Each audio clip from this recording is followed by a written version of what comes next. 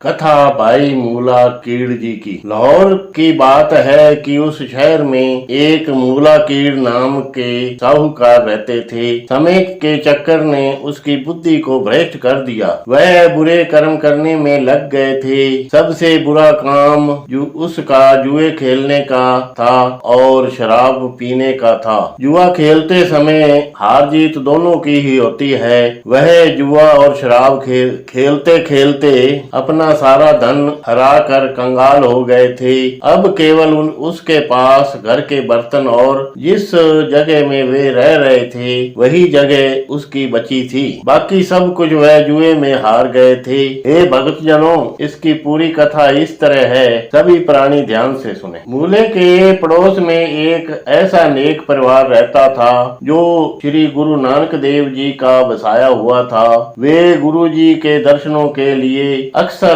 करतारपुर में जाया करते थे। गुरुजी के उपदेश सुनकर वे आते थे और शांति से अपना जीवन व्यतीत कर रहे थे। मूले की स्त्री बहुत ही नेक विचार वाली थी। उसने अपने पति को जुआ खेलने से बहुत मना किया। कई बार तो घर में लड़ाई भी हो जाती थी। वह भूखी प्यासी सो जाती थी, परंतु उसने उसकी एक बात भी न मानी। अब तो उसके बाल बच्चे भी भूखे मरने लगे थे और घर में बहुत तंगी आ गई थी। एक दिन की बात है कि मूले की पत्नी रो रही थी। उसे रोता देखकर पड़ोस की स्त्री को उस पर दया आ गई और वह मूले के घर आ गई। उसने अपनी हमदर्दी जताते हुए कहा कि बहन जी, ऐसे रोने से कोई लाभ होने वाला नहीं है। ऐसा करने से तो अपने शरीर का ही नाश करना होता है। हौसला रखो। राम के बाप को यानी मूले की कीड़ को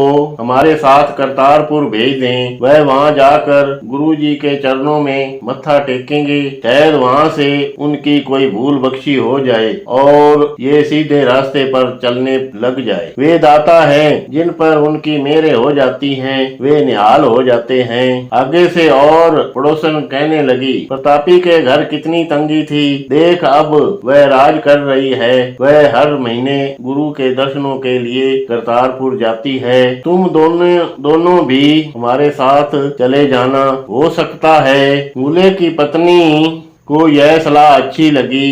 कहते हैं डूबता क्या नहीं करता। वह अपनी जान बचाने के लिए इधर उधर हाथ मारता है कि उसकी जान बच जाए। मूले की पत्नी ने भी गुरु नानक देव जी का नाम सुन रखा था, परंतु उसका पति इस तरफ जाने के लिए तैयार ही नहीं था। भाई मूला शाम को बुरा सा मुंह बनाकर घर में आ गए। सारे दिन का भूखा प्यासा था, खाली पेट उसकी मूर्खता पर रो रहा था। उसकी मंदभागन पत्नी ने उसके आगे सूखी रोटी रख दी। जब वह उन रोटियों को खा चुका था तो उसकी पत्नी ने बात चलाई और कहने लगी, इस तरह खाली रहने से घर नहीं चलता और न ही कभी जुए से किसी की जीत हुई है। यह जुआ खेलना महापाप होता है। यह घर की तबाही कर देता है।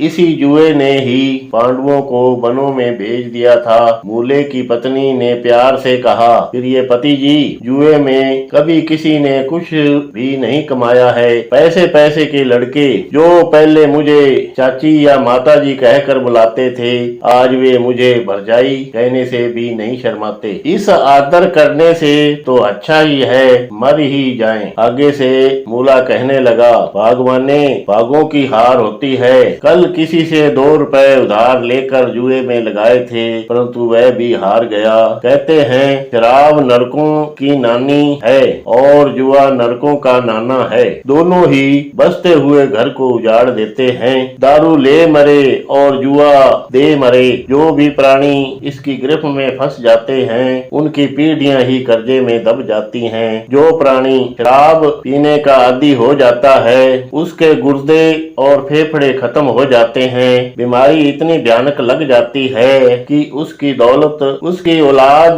कर्ज में दब जाती है और आखिर में मरीज भी नहीं बचता। अब आप जुए वालों की ही सुनो। सट्टा कूसा कट्टा लाया सत्ता आया अट्ठा। इसी तरह वह अपनी सारी उम्र गुजार देता है और खून पसीने की पूंजी कौड़ियों के भाव में गवा देता है। एक दिन ऐसा होता है उस प्राणी का सट्टा आ जाता है, वह सट्टा आने से पहले मर जाता है। सुबह जब सट्टा आता है कि फला का सट्टा आया है, तो क्या देखते हैं कि वह इंसान खत्म हो जाता है और सारी जिंदगी नरक भोग कर चला जाता है। इसलिए सट्टा दे मरे। दोनों ही जीती जिंदगी नरक के भागीदार बनते हैं। जो भी प्राणी भक्ति की तरफ चलता है, सबसे पहले रिद्धि सिद्धि आती है। वह प्राणी के बाएं हाथ में ही बैठी है। अगर कोई भगत भगवा वस्त्र पहनकर आपको कोई बैड या कोई ऊट पटांग के बातें बताता है, तो वह आप तो नरक भोगी है ही,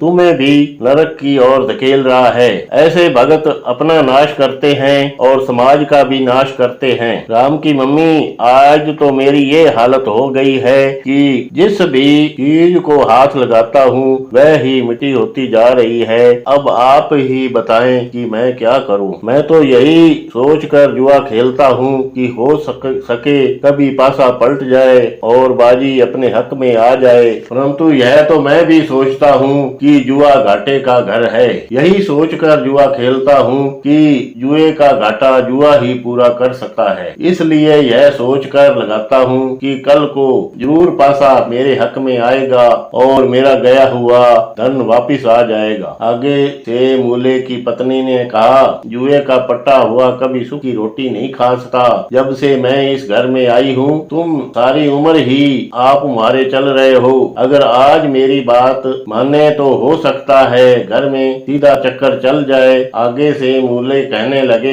भगवान ने पहले तेरी कौन सी बात नहीं मानी। उसकी पत्नी ने कहा, करतारपुर में गुरु नानक देव जी रहते हैं, बस उनके पास चरणों में मत्था टेकने के लिए जाना है। वहाँ कई मंदभागे से भी मंदभागे तर गए हैं। सुबह रामदत्ती और कुशल्या के सारे परिवार ने मत्था टेकने के लिए जाना है। हम भी उनके साथ चल पड़े और अपनी भूल बख्शा आए, जिससे अपने घर में भी खुशहाली आ जाए। आखिर रो रो कर मूले की पत्नी ने उसे करतारपुर जाने के लिए राजी कर ही लिया। सुबह साथ चलना था। वे दोनों भी उस साथ के संग अपने बच्चों को लेकर चल पड़े। दूसरे दिन वे करतारपुर पहुंच गए। जिस समय वे करतारपुर पहुंचे तो उस समय दीवान सजा हुआ था। गुरुजी के कीर्तन हो रहे थे। जब मूले और उसकी पत्नी ने गुरु की हजूरी में मत्था टेका तो उस समय यह शब्द चल रहा था, चोर यार जवार पीड़े घाणियां, निंदक ला इतवार मिले हडवानिये। जिस तरह कोई तीखा तीर किसी की छाती में लग जाए तो वह उसे घायल कर देता है, उसी तरह यह शब्द मूले की छाती में लग गए। यह सुनकर उसका सारा शरीर शर्मसार हो गया। वह अपने किए पाप को याद करके डर रहे थे और डर कर वह बेहाल हो रहे थे और गुरु के चरणों में गिर पड़े। कहने लगे, हे दाता, मुझे माफ करो, मैं पापी हूँ, भूलने वाला हूँ। इतने शब्द ही उसकी जुबान से बड़ी से मुश्किल से निकले और रोने लगे। गुरुजी ने उन पर मेहर की, उनके पाप और गरीबी का नाश किया। उन दोनों को हुक्म दिया कि साध संगत में गुरु घर की सेवा करो। जैसे जैसे वे सेवा करते रहे वैसे वैसे उनकी किस्मत सीधी होती गई। कोई 1 महीने की सेवा करने के बाद दोनों अपने घर आ गए। वे पूरे सत्संगी बन गए। चोरों यारों और जुआरियों का साथ छोड़ दिया। उसने दोबारा थोड़ी सी दौलत लगाकर काम किया। गुरुजी की कृपा से उसे बहुत लाभ हुआ। थोड़े ही दिनों में ही वह हजारों में खेलने लगे। वह इतनी अच्छी हालत में पहुंच गए कि जहां वह पहले थे। अब वे जो भी साध संगत आते उन्हें लंगर सिखाते और गरीबों को कपड़े आदि देते थे और वह दोबारा साहूकार कहने लगे। उनकी पहले से भी ज्यादा वाहवाही होने लगी। एक दिन की बात है कि एक चोर साधु के वेश में उनके घर आया। उस समय शाम का ही समय था। उसने इच्छा प्रकट की कि आज वह यहीं रुकेंगे। घर में साधु आया देखकर मूले की पत्नी बहुत खुश हुई। उसने बड़े चाव से उसके लिए लंगर तैयार किया, उसे भोजन आदि छकाकर बिस्तरा दिया।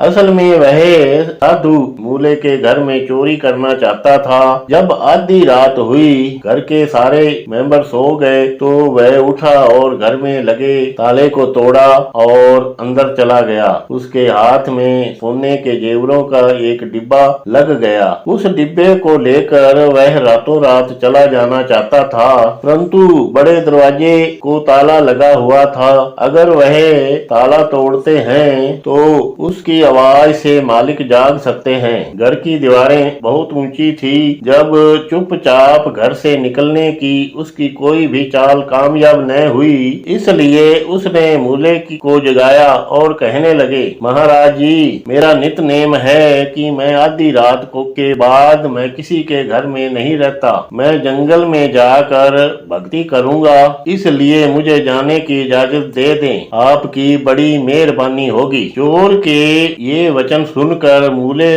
ने बाहर वाला दरवाजा खोला और उसे जाने की आज्ञा दे दी। जब मूला चोर साधु को प्रणाम करने लगे तो उसके हाथ से वह जेवरों का डिब्बा गिर गया। मूले ने इसकी जरा भी परवाह न की, बल्कि वह डिब्बी उठाकर उस साधु को दे दी। साधु ने कांपते हुए हाथों से वह डिब्बी पकड़ ली और बाहर निकल गया। मूले के दिमाग में इतना भी नहीं आया कि जो साधु गया है वह हमारे घर से कोई वस्तु तो लेकर नहीं गया है। इसके बाद उस चोर का क्या हुआ, सभी प्राणी ध्यान से सुने। जब उसने डिब्बी का मुंह खोला तो उसमें हजारों रुपए के जेवर थे। उन्हें देखकर वह बहुत खुश हुए। अभी वह कोई 10 कदम और आगे की तरफ चला ही था कि उसकी आंखों में अंधेरा छा गया। जब वह पीछे की तरफ मुड़ता तो ठीक हो जाता। इसी तरह उसने कई बार किया। आखिर थक हार कर उसने मूले के घर की तरफ ही अपना कदम पीछे कर दिए। उसे ऐसा प्रतीत होने लगा जैसे उसकी आत्मा उसे गाली दे रही है, मूर्ख, तूने गुरु के सेवक के घर पर चोरी की है, तू नरकों का भागीदार बनेगा। यह सामान जहाँ से तू लेकर आया है इसे वहीं छोड़कर आओ। इतनी आवाज सुनकर चोर घबरा गया, कहने लगा, मैं पापी हूँ, मुझे माफ कर दो, और पीछे की ओर चल पड़ा। वह पहले से भी आधे समय में भाई मूले के घर पहुँच गए और दरवाजे के सामने खड़े होकर आवाजें देने लगे। उसकी आवाज सुनकर मूला उठा। उसने देखा कि यह तो वही साधु है। मूले ने कहा, क्या कोई सामान रह गया है क्या? तो आगे से चोर ने अपनी आप बीती सुना दी और मूले के चरणों में गिर पड़ा। मैं तेरे जेवर चुरा कर ले जा रहा था, अब मुझे ज्ञान हो गया है, मुझे माफ कर दो, आगे से कभी चोरी नहीं करूंगा। आप अपना सामान संभाल लो और मुझे भी अपने गुरु के पास ले चलो। मैं मां मूर्ख हूँ जिसने इतनी जिंदगी ऐसे ही बिता दी। मूले कीड़ ने चोर को उठाकर अपने गले से लगा लिया। आगे से उसने ठगी चोरी करनी छोड़ दी और गुरु का सच्चा सेवक बन गया और अपना रहता जीवन सफला कर गया। इसलिए जो भी प्राणी यह कथा पढ़े या सुने, इस कथा से हमें यह शिक्षा मिलती है कि इस कथा में इतनी शक्ति है कि वह प्राणी इस जीते जी नरक से छुटकारा पा सकता है। किसी का महल देखकर अपनी कुल्ली को नहीं ढाना चाहिए। परमात्मा ने अमीर गरीब इसलिए बनाए हैं कि इसके बगैर संसार नहीं चलता। इसलिए अपने मेहनत की खाएं और प्रभु के गुण गाएं। भाई मूला एक साहूकार होते हुए भी बुरी संगत में फंस गया और अपना सारा धन जुए और शराब में खत्म कर गया। जब वह गुरु के लड़ लग गए तो गुरु जी ने उसे पहले वाली जगह में पहुंचा दिया। इसलिए अगर आपने जो कुछ लेना है तो उस प्रभु परमात्मा से मांगे, जो देकर कभी वापस नहीं लेता। किसी से ठगी चोरी न करें। वाहेगुरु।